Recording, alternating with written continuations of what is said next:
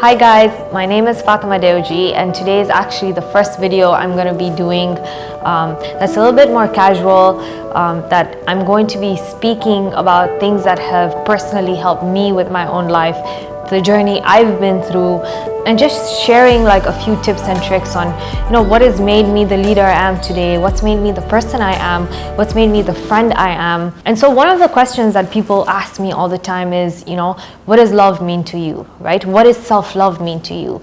And I started an entire podcast, I've written a whole book on self-love. So what is the foundation of self-love?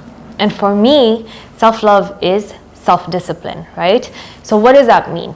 I think a lot of times that the biggest issues we as human beings, and this is something that I struggled with a lot, the biggest issue I used to have is not sticking to the promises I made for myself. So a lot of times, whether it's like the New Year's resolutions you have, or like, you're going to tell yourself like, oh, I'm going to start going to the gym every day because I want to be healthier, or I'm going to start drinking more water, or even like, I'm going to stop being on social media so much, right? Whatever those promises are, so many times like we cheat ourselves, like we don't stick to those promises. So for me, self-love is sticking to those promises, is like despite the emotions, using your mind and sticking to the promises you've made to yourself, right? A lot of times we have to understand that our mind, has to be stronger than our emotions, right? Emotionally, things will pull you, no one wakes up every day and like wants to go to the gym, right? Like there are days that you're tired, you don't feel like it. There are days I get tired and I don't want to go, especially if like I've had a really long day, right? But self-discipline means sticking to those goals that you've set for yourself, and sticking to those promises you've set to yourself. And one of the hacks that I've come up with that I feel has really helped me is doing things in micro moments. And what does that mean? So micro moments is, so many times this in today's world we glamorize this idea of like, oh, we're going to change overnight and things are going to change in our life overnight, and making big strides and big steps in our life to completely like transform our life overnight. It's like this dream people sell you, that if you do this, you'll completely change your life. If you do that, like this will completely change your life, right? And this is a problem I feel with today's world. It's like I don't think it's even possible to do such things. But even if there's a little bit of possibility, like you see these hacks online where they tell you like, do this and you can lose like 10 pounds a month or 20 pounds a month, right? And they're usually things that are very difficult to do, and they don't make the journey enjoyable because you are almost stressing your body out and you're stressing yourself out to get these things done, right? So for me, micro moments means like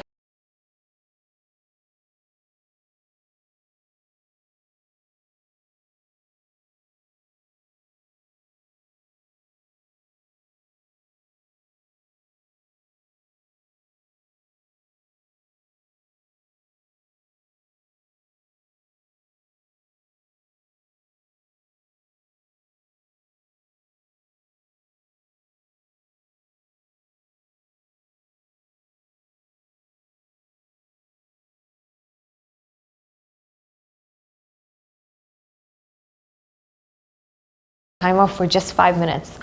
And I would just pick up a book and make sure that I was reading for those 5 minutes. And sometimes I would like wait for the alarm to go off because I was so impatient that I just wanted to, get time done so that I could be done with that task.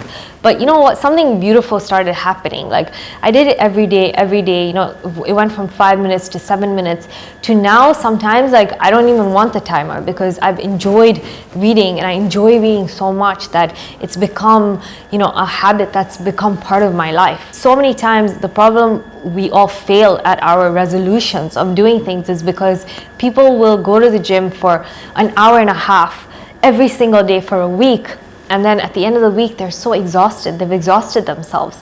And another really huge issue I feel like I used to face is I used to be so hard on myself. Like if I missed a day of like, maybe going to the gym or reading or like sticking to a goal, I would be so difficult. There would be so much negative self-talk. Another thing that's really helped me as well is making sure you don't multitask. So many times, we'll be working on an assignment, or writing work emails and listening to a podcast, because again, I think in today's world, it's like you have this FOMO where you think like you're gonna miss out on life if you're not doing 100,000 things at the same time. And this is something I've had to personally work with, because I love doing so many things. Like, I have my podcast, I write books, I have my mentorships, I have my work. I love working out, I love playing golf, I love socializing. So already I have so many commitments, and so in order not to miss out, I would do exactly that. Like, I'd be on a call with a friend, but at the same time I'd be writing emails, or I'd be listening to a podcast. And slowly, I started becoming really accountable and realizing that I'm actually stressing my body, I'm stressing myself. I'm not able to even enjoy the moment because I'm doing so many things at the same time. So one of the things that really helped me out was just sticking to one task at a time. If you're on the phone and you're talking to a friend, it's very respectful to just concentrate on that, concentrate on what the conversation you're having. Give that person your full attention. If you're listening to a podcast, actually listen to learn. Because if you have a goal of listening to a podcast, the whole goal should be that you're learning something, or you're even enjoying the conversation, but have the intention of doing it, or even if you're reading, or even if you're watching Netflix, whatever it is, spend time and actually do that. Don't multitask. That's helped me so much. And again, I think it goes back to overstimulation. We're so overly stimulated. And one of the things that's helped me physically, you can't talk yourself out of a lot of things in life. You have to actually do things. And so one of the things that I've talked about so much in my book is ways in which you can physically stop this overstimulation. And one of the things that's really helped me is breathing. Just focusing on my breathing, there's something called box breathing, and I'll attach it to the my YouTube below, where it's just 4 inhales in, you rest for 4 seconds, you exhale for 4 seconds, you rest for 4 seconds.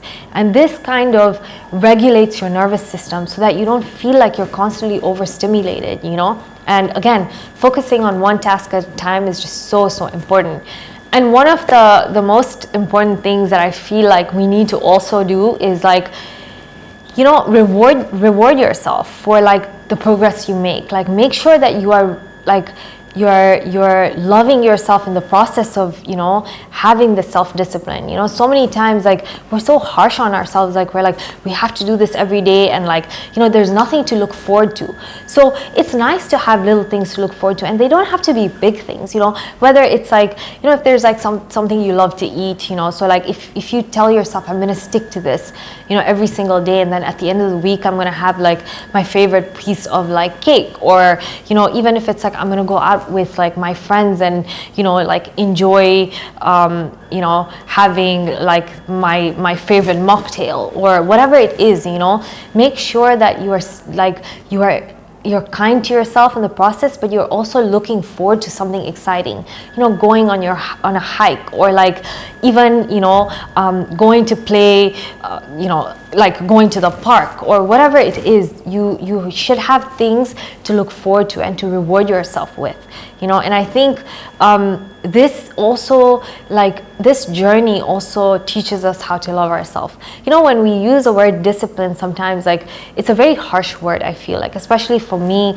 I grew up in a very disciplined home, and I had to reteach myself that what does loving discipline mean? What does it mean to have a loving kind of discipline? Because I grew up in a home where my dad was very military. We would be on a very harsh schedule, to the point that I actually hated being disciplined. I didn't enjoy it. I'm very grateful for it now, because I feel he wired a part of me that taught me the significance of discipline. But there was a time, because there was no reward system, there was nothing, I didn't enjoy the process. I used to hate being disciplined. But now that I've grown up and I've figured it out myself, I figured out through trial and error what works, what doesn't work. Like, I love being disciplined. I feel like it's so good for me. It's good for my body, but it's also mentally so good for me to be in a disciplined mindset, to be able to, like I said, stick to the promises that I keep to myself. I've really enjoyed doing this video on, what does self-love mean to me as Fatema. And it would be really interesting to know, what is self-love to you? What does it mean to you? Let's have these conversations in the comments below. And until next time, have a lovely day.